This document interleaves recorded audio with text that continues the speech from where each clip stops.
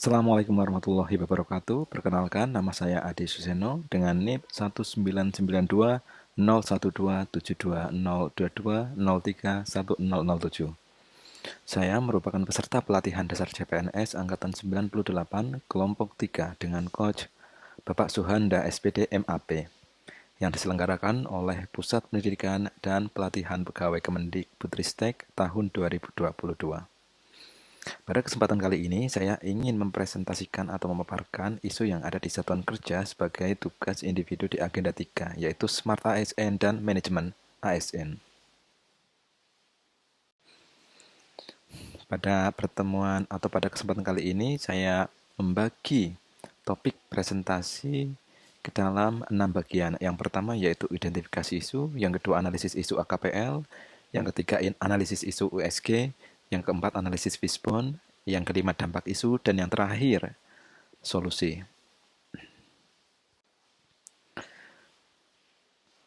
Slide pertama, identifikasi isu. Berdasar informasi yang digali melalui diskusi dengan beberapa dosen di jurusan PLP atau Pendidikan Luar Biasa Fakultas Ilmu Pendidikan FIP UNY, ada 3 isu terkait dengan isu manajemen dan Smart ASN di jurusan PLP UNY. Antara lain, yang pertama, rendahnya tingkat kehadiran fisik dosen di jurusan, yang kedua, rendahnya tingkat partisipasi dosen di kegiatan jurusan, dan yang ketiga, yaitu belum adanya dokumentasi secara ketua jurusan PLP. Yang pertama, yaitu terkait dengan rendahnya tingkat kehadiran fisik dosen di jurusan. Setelah 2 tahun pandemi COVID-19, dosen sudah terbiasa melakukan presensi kantor dengan menggunakan aplikasi presensi wajah UNY. Dan dosen melakukan perkuliahan secara daring melalui Zoom Meeting ataupun Google Meets.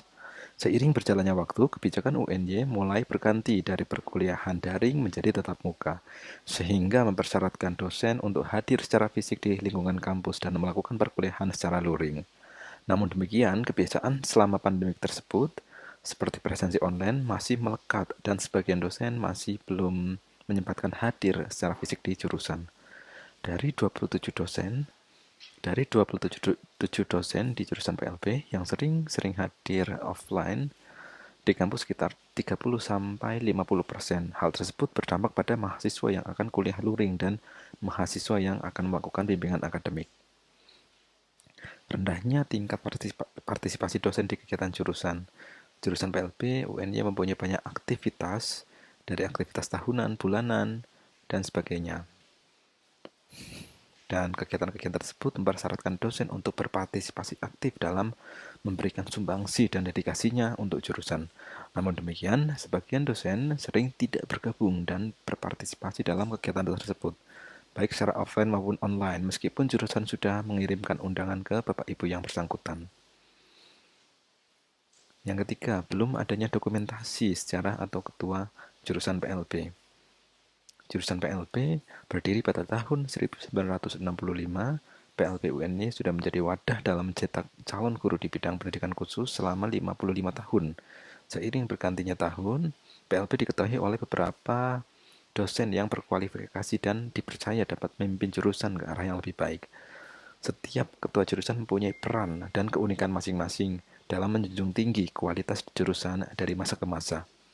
Secara ketua jurusan PLP menjadi hal penting untuk diketahui dan didokumentasikan sebagai bentuk apresiasi dan refleksi dari kepemimpinan UNY. Namun demikian, dokumentasi ketua jurusan PLP dari masa ke masa belum tersedia sehingga terlihat adanya apresiasi yang rendah terhadap jasa dan kepemimpinan para ketua jurusan sebelumnya. Berdasarkan 3 isu tersebut, adapun analisis isu dengan kriteria AKPL, yang pertama yaitu terkait dengan rendahnya tingkat kehadiran fisik dosen di UNY memenuhi kriteria.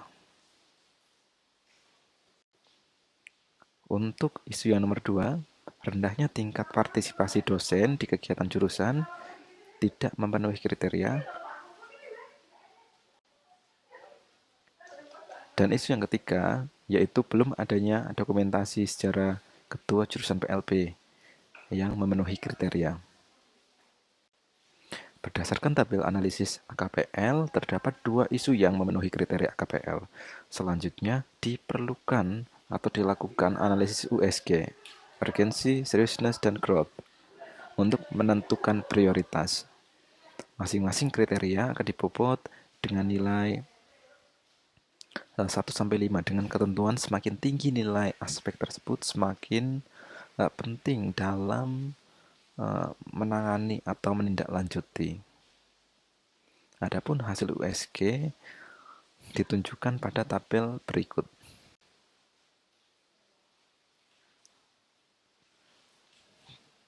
Tabel pada slide ini yaitu menampilkan analisis isu dengan kriteria USG.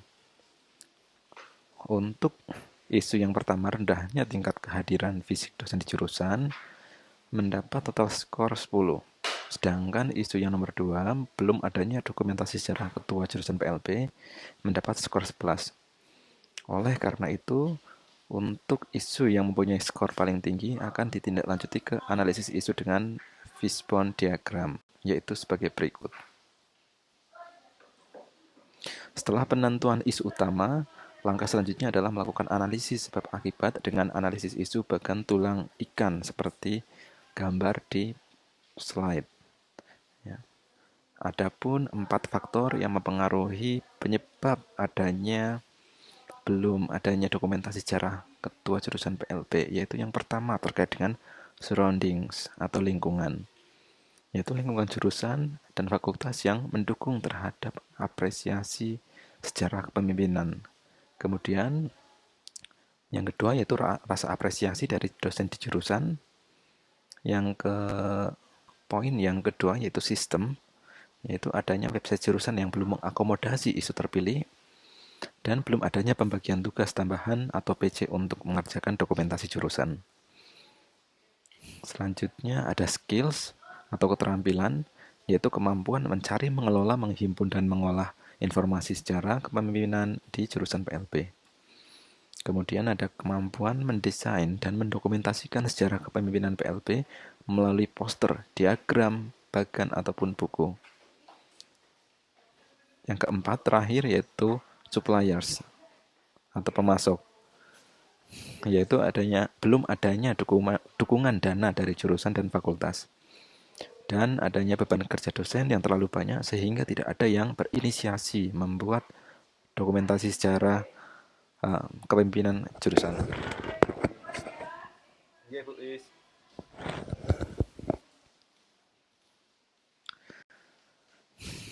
Baik, selanjutnya adapun dampak dari isu yang terpilih yaitu belum adanya dokumentasi sejarah ketua jurusan PLP dapat menimbulkan berbagai aktivitas atau akibat yang lebih lanjut baik bagi dosen, mahasiswa maupun lembaga. Di antaranya bagi dosen yaitu pemahaman yang rendah akan sejarah kepemimpinan jurusan, kemudian kurang mengapresiasi dan tidak mau belajar dari sebelumnya. Bagi mahasiswa, rendahnya rasa kepemimpinan terhadap jurusan PLP. Bagi lembaga, rendahnya apresiasi terhadap pemimpin terdahulu di jurusan. Kemudian tidak mendukung edukasi dan menjunjung tinggi sejarah sebagai proses kemajuan jurusan. Adapun solusi yang ditawarkan dari isu yang terpilih yaitu dengan cara mengamanahkan penanggung jawab untuk membuat struktur organisasi kepemimpinan dari awal berdiri sampai sekarang. Struktur organisasi tersebut memuat nama lengkap dan gelar ketua jurusan PLP dari masa ke masa, periode jabatan, foto ketua jurusan, profil singkat, dan kekhasan atau keunikan dalam memimpin jurusan PLP. Bagan tersebut nantinya dapat dicetak secara fisik dan ditampilkan di ruang kantor jurusan. Selain itu, bagan tersebut juga dapat diunggah melalui website jurusan sehingga banyak masyarakat umum yang dapat mengaksesnya melalui jaringan internet.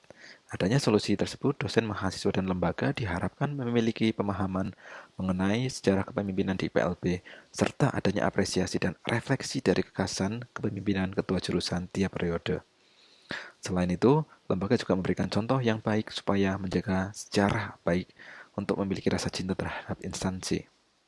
Oleh karena itu, adanya solusi dalam membuat bagan dapat dikoordinasikan oleh penanggung jawab, kemudian disusun bersama dan disosialisasikan ke semua pihak yang terlibat.